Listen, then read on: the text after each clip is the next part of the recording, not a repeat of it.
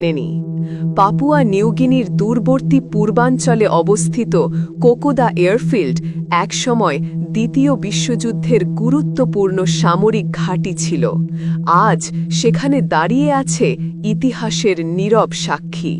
শত শত যুদ্ধবিমান, ভাঙা ডানা, মরিচা ধরা ধাতব দেহ আর অর্ধেক জঙ্গলে ডুবে থাকা স্মৃতি।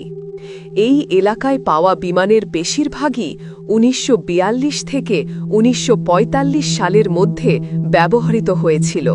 প্রশান্ত মহাসাগরীয় যুদ্ধে আমেরিকান, জাপানি এবং অস্ট্রেলিয়ান এয়ারফোর্সের বিমানগুলো আকাশে মৃত্যুর ছায়া নিয়ে উড়ত।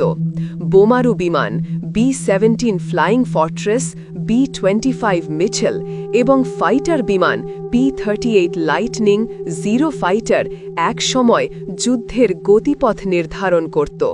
কিন্তু যুদ্ধ শেষ হলে অনেক বিমান জ্বালানি ফুরিয়ে, সংঘর্ষে ক্ষতিগ্রস্ত হয়ে বা জরুরি অবতরণ করতে গিয়ে এই জঙ্গলের গভীরে হারিয়ে যায়। সেগুলো আর কখনো উদ্ধার করা হয়নি। ৮০ বছরের বেশি সময় ধরে ঘন ক্রান্তীয় বন, কাদা, লতাগুল্ম আর আর্দ্র আবহাওয়া বিমানের দেহকে ধীরে ধীরে গ্রাস করেছে।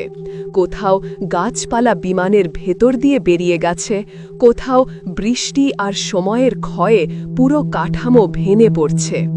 আজও আপনি যদি কোকোদা ট্র্যাকের কাছে যান, দেখবেন পুরনো এয়ারফিল্ডের কিছু অংশ এখন গ্রামে পরিণত হয়েছে।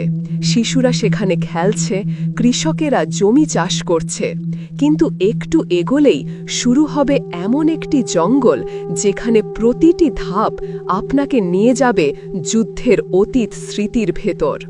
এলাকাটি অত্যন্ত দুর্গম, ঘন বন, আর্দ্র বাতাস, কাদা আর সীমাহীন নীরবতা এমন অনুভূতি দেয় যেন সময় এখানেই থমকে গেছে। আপনি যখন একটি মরিচা ধরা বিমানের কাছে দাঁড়ান, মনে হয় যেন সেই বিমানের পাইলট আজও ফিরে আসেনি, বরং তার শেষ নিঃশ্বাস এই বনের পাতায় লুকিয়ে আছে। এই পরিত্যক্ত বিমানগুলো শুধু ধাতব কাঠামো নয়, এগুলো হলো হাজারো সৈনিকের শেষ যুদ্ধ, শেষ সংগ্রাম এবং হারিয়ে যাওয়া গল্পের নীরব সাক্ষ্য। যুদ্ধ কতটা নির্মম হতে পারে, মানুষের জীবন কিভাবে মুহূর্তেই থেমে যেতে পারে, এই জঙ্গল আজও সেই সত্য